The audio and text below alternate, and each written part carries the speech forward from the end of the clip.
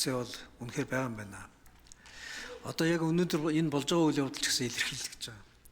Ямар улсын парламентод иргэдэн парламенттайгаа танилцаад орж ирэхэд тэрэндээ зориулж одоо үг хэлээд алга ташуулаад иргэдээ парламентын гишүүд нь урьж авчирдаг, ордондоо залж авчирдаг тийм ус байхгүй шүү дээ. Гишүүдийнхээ урилгаар биш, гишүүд нь дуртай, иргэд нь дуртай үедээ парламентод орж ирээд зүгээр танилцаа гарч идэг. Гишүүд татвар төлөгчдийн мөнгөөр энд хуралдаж байхдаа, нийт сонгогчдын итгэлээр энд ажиллаж байхдаа тэр олгосон цаг хугацааг энэ улс орныхаа хувь заяаг шийдэхэд зориулах ёстой болохоос биш сонгуулийн пиар хийгээд ингээд тайзан дээр алга ташуулж байгаа юм шиг би иргэдтэй ойрхон ингээд зарлаа сууж идэг парламент байхгүй байхгүй юу? Хоёрт нь гишүүд ингээд хэлж штэ. Үг хэлэх хэрэг гээд. Монгол Улсын үндсэн хуулинд дээр гэж байгаа. Улсын хурл бол Монгол улсын гадаад дотоод бодлогын асуудлыг бүх асуудлыг санаачлах хэрэгтэй. Бодлогын асуудлыг санаачилж байгаа энэ улсын хуралд бодлого дээр маргаж мэтгэлцэх парламент байх ёстой. Гишүүдийн үг хэлж байгаа гэдэг энэ байр суурь бол энэ бодлогын асуудлыг хилцэх хамгийн суурь нь. Тийм учраас парламентын танхим буюу чуулганы танхимд зөвхөн мандаттай хүн үг хэлнэ гэдэг зарчим парламентд ёстой байдаг. Монгол Улсын үндсэн хуулинд дээр ч гэсэн үүнийг баталгаажуулсан. Монгол Улсын үндсэн хуулинд дээр юу гэж хэлсэн байгаа вэ гэхээр би та бүхэнд бүр зүгээр нэг зүйл заалтыг уншаад өгье гэж бодлоо. 33 дугаар зүйл дээр ингэж хэлсэн байгаа. Монгол Улсын ерөнхийлөгч Монгол улс орны дотоод гадаад байдлын нэн чухал асуудлаар мэдээлэл хийн, саналаа оруулна гэж. Улсын хурлыг болохоор гадаад дотоод бодлогын асуудлаар гэж хичээд, ерөнхийлөгчд гадаад дотоод байдлын талаар гэж мэдээлэл өгнө гэж хэлж байгаа. Тэгэхээр одоо бид хэд үнэхээр улсын хурлын чуулган дээр хэн дуртай нь үг хэлдгийг болиулах хэрэгтэй.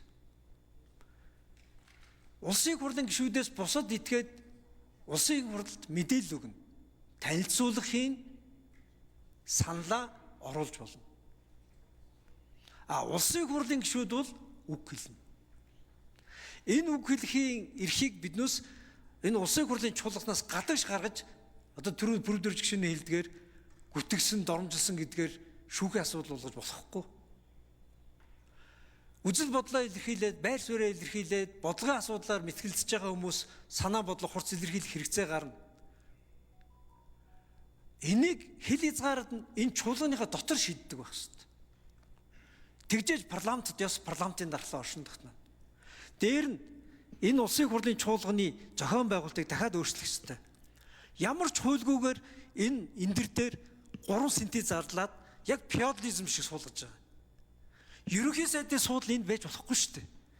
Парламентд ажиллаа хариуцсан тайлганд хүн парламентын дархин дээр гараад нэгэн дээр сууж болохгүй шүү дээ. Энэ дунд доошоо орж ир суух шүү дээ. Тэгжээж парламентын мэтгэлцээ юм. Тэгжээж бодлогын асуудал хөндөгдөнө. Тэгжээж парламентынхаа дархин дээр гарсан гүйцэтгэх засаг байхгүй болно. Үг хэлэх эрхийн тухай ярьсан. Ерөнхийлөгчийн энэ дээр микрофон байж болохгүй шүү дээ. Ерөнхийлөгч мэдээлэл өгөх бол энэ дээр рүү орж ирж энэ микрофон дээр ярих хэрэгтэй шүү дээ. Энэ чинь хууль тогтоох байгууллага. Монголын үндсэн хуулинд дээр ард түмнийг төлөөлөх ганцхан институт байгаа. Тэр нь улсын хурл. Ерөнхийлөгч ард түмнийг төлөөлдөггүй.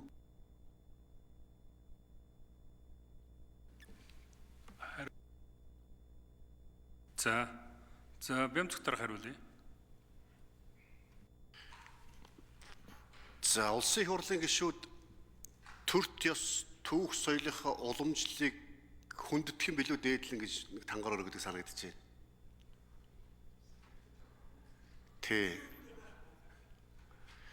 Тэгэхээр улсын хурлын үйл ажиллагаатай төрийн ордонтой ард иргэд манд танилцдаг. Энэ 1990 оноос хойш танилцдаг болсон байх. Одоо миний мэдхийн л танилцдаг. Энэ үедээ одоо улсын хурлын дарга танилцж байгаа гишүүдийг танилцуулаад за тэр гишүүний урилгаар ирсэн гэдэг одоо ордон руу орох ч юм бол гишүүдийн юу зөвшөөрлөөл ордог штэ. Таны зөвшөөрлөөр орж ирсэн шүүдийг танилцуулаад тэгээд нэг мэдлэгээ дэвшүүлдэг. Энэ бол парламент бас ард түмэнтэйгээ ойр байж байгаа. Ард түмэнтэй бас нэг амьд харилцаатай байгааг бас нэг илэрхийлэл болов уу? Энэ талаас нь харах юм бол бас нэг энэ парламент төрийн ордонд танилцж байгаа хүмүүс улсын их хурл дээр очсон чинь биднийг танилцууллаа. Бидний одоо тэр аймгийн тэр сумын тим иргэд ирлээ гэ бидний улс орон даяар зарлалаа гэдээ аюух баярлалтай юм байна лээ. Гишүүд маань ч гэсэн бас тэр гишүүний урилгаар гэ хэлэхээр бас одоо миний тойргийн гишүүд манайхан ирсэн шүү бас баярлалтай юм байна лээ.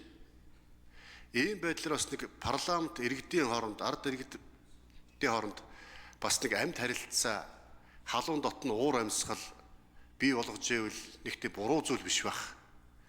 Хөндий хүүтэн байгаад байвал улмал холдно. Үүнээсээ болоод улмал одоо үл ойлголцсон эргэл одоо юу гэдэг парламент итгэх ард түмний итгэл суларна. Тийм болохоор үндсэндээ парламентын итгэлийг бий болгох, парламентыг илүү ард иргэдтэй ил тод нээлттэй, дээрэс нь иргэдийн оролцоотой болгох энэ тал дээр бол илүү бас бид нэр бодлого барих хэрэгтэй. Энэ үүднээсээ бол цаашдаа илүү иргэдийн оролцоотой байх тал дээр илүү анхаарах хэрэгтэй гэж би бодож байгаа. За гишүүд үг хэлж байгаа ерөнхийлөгч ерөнхий сайд үг хэлэх үү хэлэхгүй юу? Гэдэг дээр бол яг хуулиудад бол бас орцсон юм байна лээ. Ерөнхийлөгч одоо ингэ анх дугаар шуулган дээр үг хэлнэ, мэдээлэл хийн.